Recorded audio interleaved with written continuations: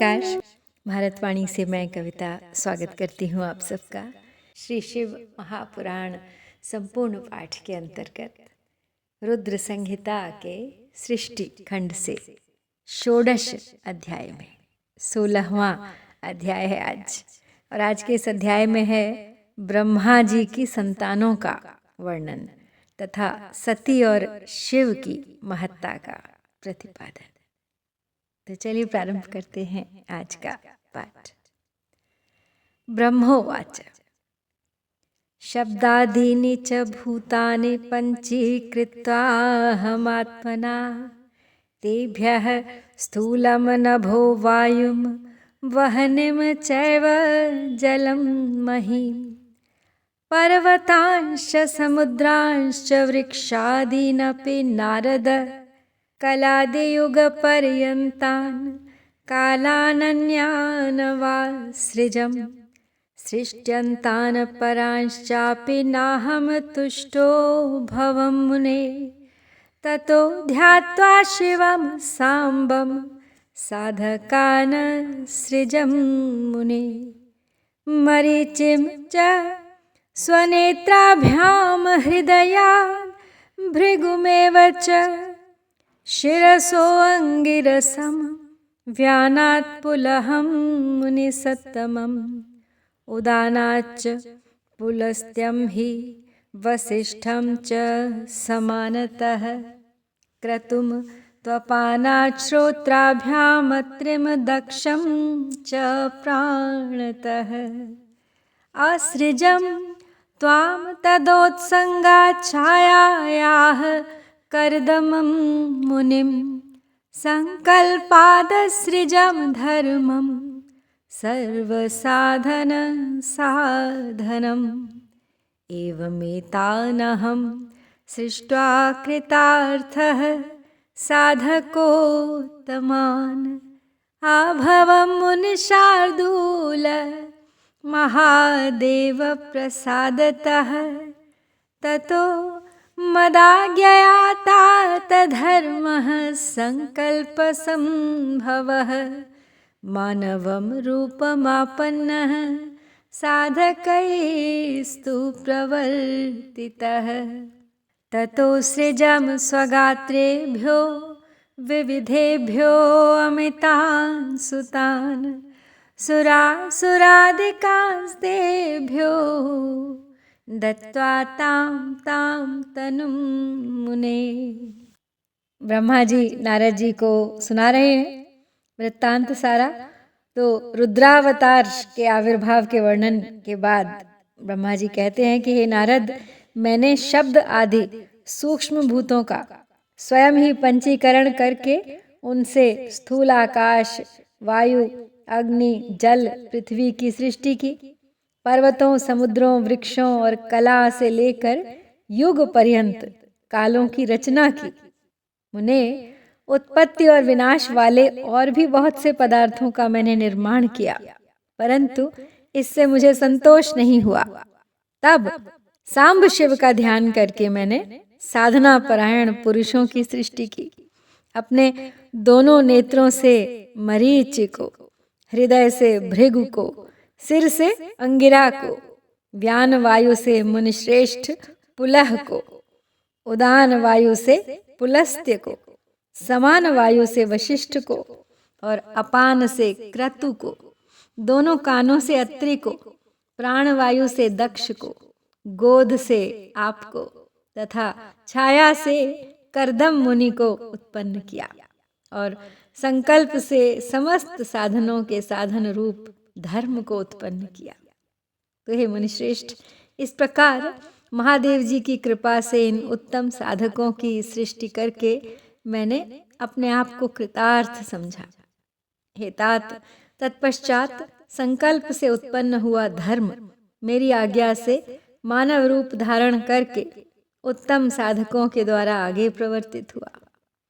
हे मुने, इसके बाद मैंने अपने विभिन्न अंगों से देवता, असुर आदि असंख्य पुत्रों की सृष्टि की और उन्हें भिन्न भिन्न शरीर प्रदान किए।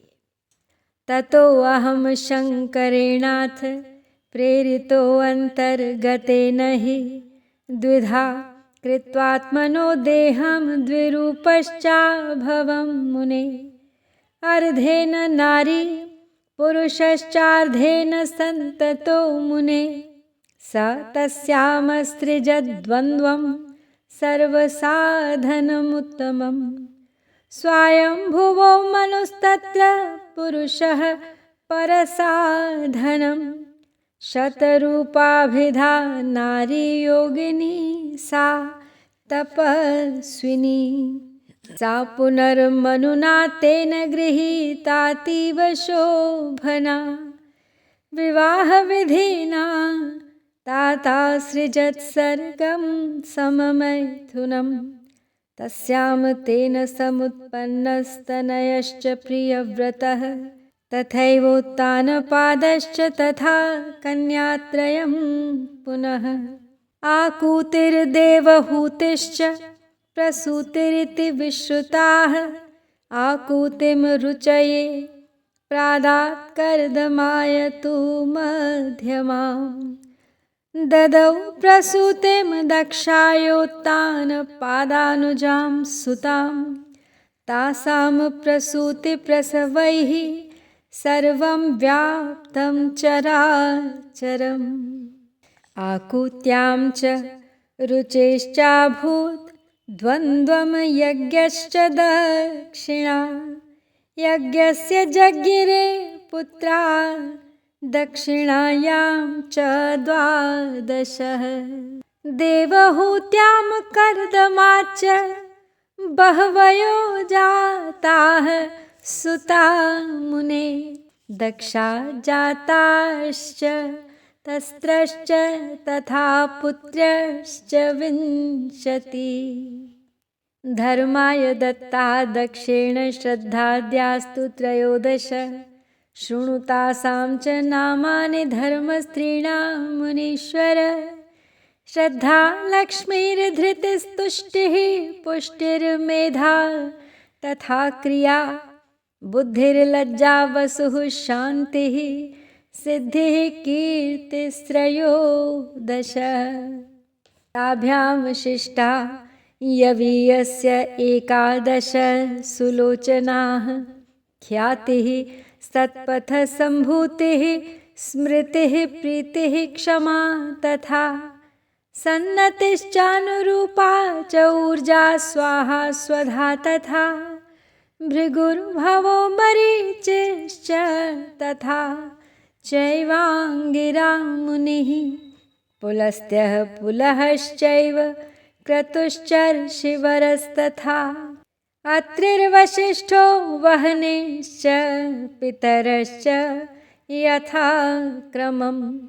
ख्यातास्ता जगृहुः कन्या भृग्वाद्याः साधका वराः। ततः सम्पूरितं सर्वं त्रैलोक्यं सचराचरम्। तो आगे कहते हैं ब्रह्मा जी नारद जी को सृष्टि सृजन के बारे में बताते हुए कि हे मुने, तदनंतर अंतर्यामी भगवान शंकर की प्रेरणा से अपने शरीर को ही मैंने 2 भागों में विभक्त किया और मैं फिर 2 रूपों वाला हो गया।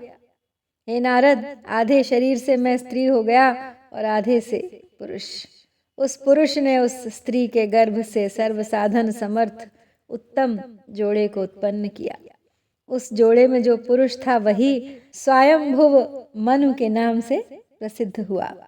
स्वयंभुव मनु उच्च कोटि के साधक हुए तथा जो स्त्री थी वह शतरूपा कहलाई। वह योगिनी और तपस्विनी हुई। हे तात, मनु ने वैवाहिक विधि से अत्यंत सुंदरी शतरूपा का पाणी ग्रहण किया और उनके सहयोग से वे मैथुन जनित सृष्टि उत्पन्न करने लगे। उन्होंने शतरूपा से प्रियव्रत और उत्तानपाद नामक 2 पुत्र और 3 कन्याएं उत्पन्न की। कन्याओं के नाम थे आकूति, देवहूति और प्रसूति। मनु ने आकूति का विवाह प्रजापति रुचि के साथ किया। मझली पुत्री देवहूति कर्दम को ब्याह दी और उत्तानपाद की सबसे बड़ी बहन प्रसूति प्रजापति दक्ष को दे दी। उसमें प्रसूति की संतानों से समस्त चराचर जगत व्याप्त है। अब रुचि के द्वारा आकुति के गर्भ से यज्ञ और दक्षिणा नामक स्त्री पुरुष का जोड़ा उत्पन्न हुआ। यज्ञ से दक्षिणा के गर्भ से 12 पुत्र हुए और हे मुने कर्दम द्वारा देवहूति के गर्भ से बहुत सी पुत्रियां उत्पन्न हुई।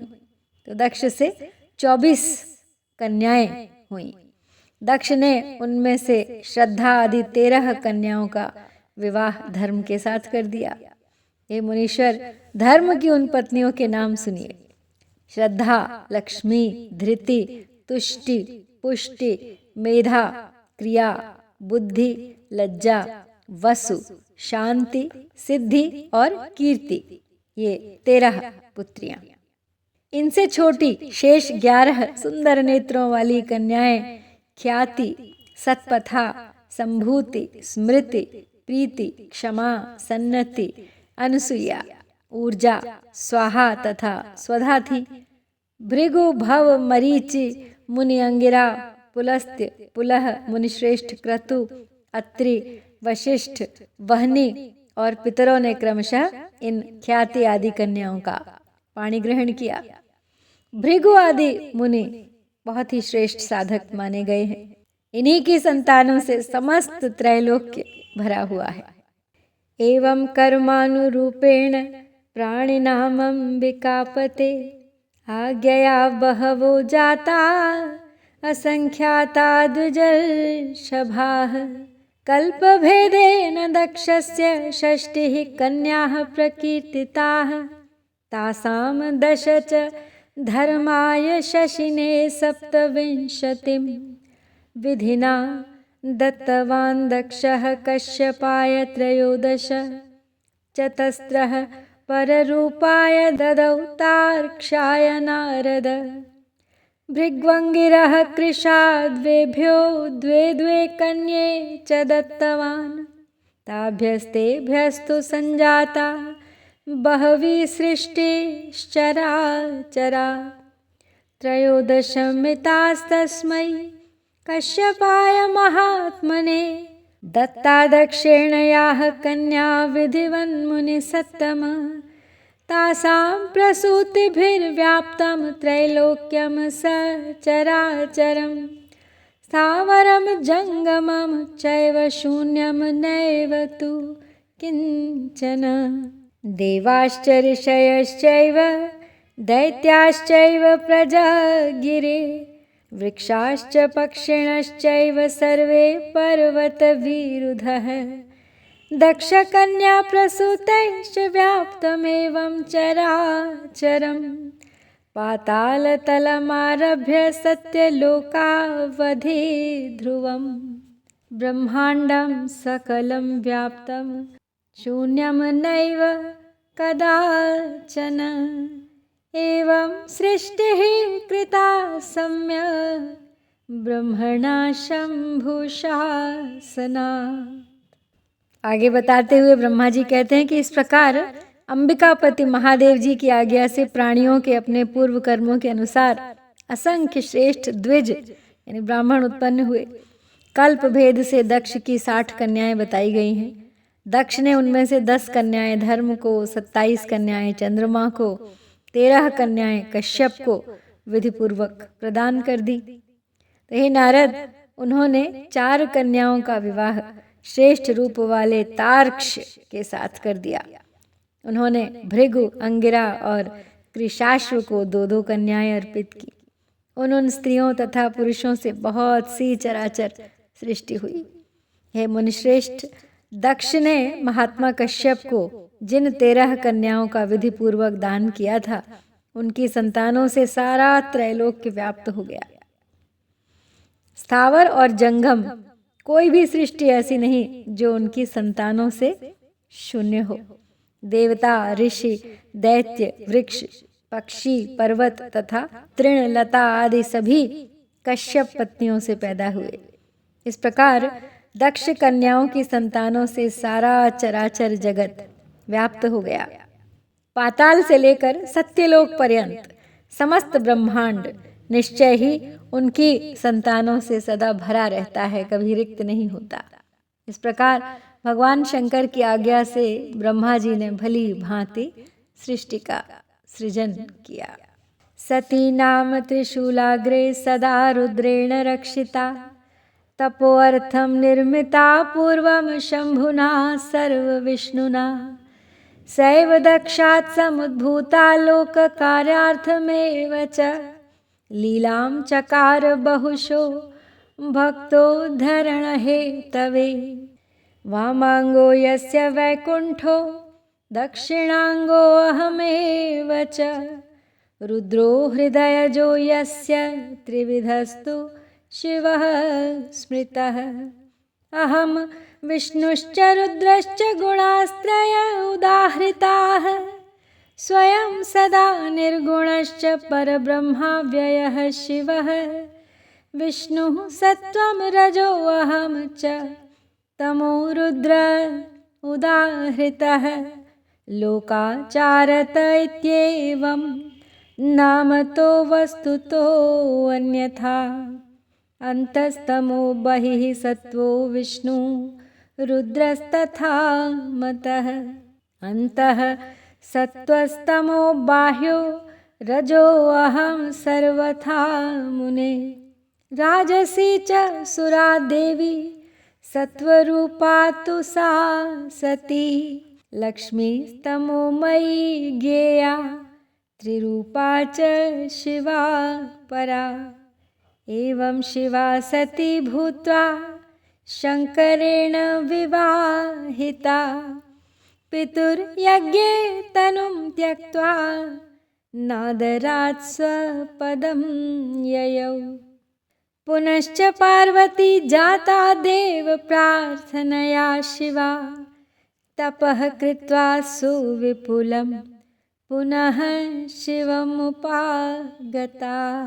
तस्या नामान्यनेकानि जातानि च मुनीश्वर, कालिका चंडिका भद्रा चामुंडा विजया जया, जयंती भद्रकाली च दुर्गा भगवती च, कामाख्या कामदा ह्यंबा मृडानी सर्वमंगला, नामधेयाननेकानि भुक्तिमुक्तिप्रदानि च, गुणकर्मानुरूपाणि प्रायशस्तत्र पार्वती, गुणमयस्तथा देव्यो देवा गुणमयास्त्रयः, मिलित्वा विविधं सृष्टेश्चक्रुस्ते कार्यमुत्तमम्, एवं सृष्टिप्रकारस्ते वर्णितो मुनिसत्तम, शिवाज्ञया विरचितो ब्रह्माण्डस्य मयाखिलः, परं ब्रह्म शिवः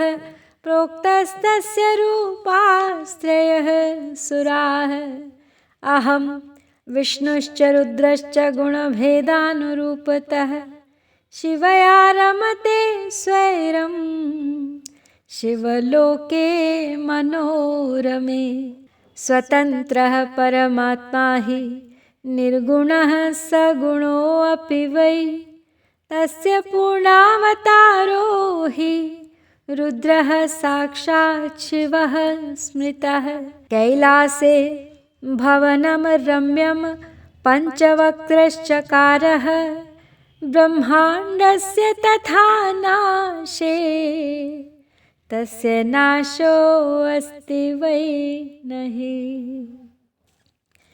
तो आगे कहते हैं ब्रह्मा जी कि पूर्व काल में सर्वव्यापी शंभु ने जिन्हें तपस्या के लिए प्रकट किया था, रुद्रदेव के रूप में उन्होंने त्रिशूल के अग्रभाग पर रखकर उनकी सदा रक्षा की। वे ही सती देवी लोकहित का कार्य संपादित करने के लिए दक्ष से प्रकट हुई। उन्होंने भक्तों के उद्धार के लिए अनेक लीलाएं की, जिनका वामांग वैकुंठ विष्णु है, दक्षिण भाग स्वयं मैं हूँ, और रुद्र जिनके हृदय से उत्पन्न है, उन शिव जी को 3 प्रकार का कहा गया है। मैं, ब्रह्मा, विष्णु और रुद्र तीनों गुणों से युक्त कहे गए हैं, किंतु परब्रह्म अव्यय शिव स्वयं सदा निर्गुण ही रहते हैं। विष्णु सत्वगुण, मैं ब्रह्मा रजोगुण और रुद्र तमोगुण वाले कहे गए हैं।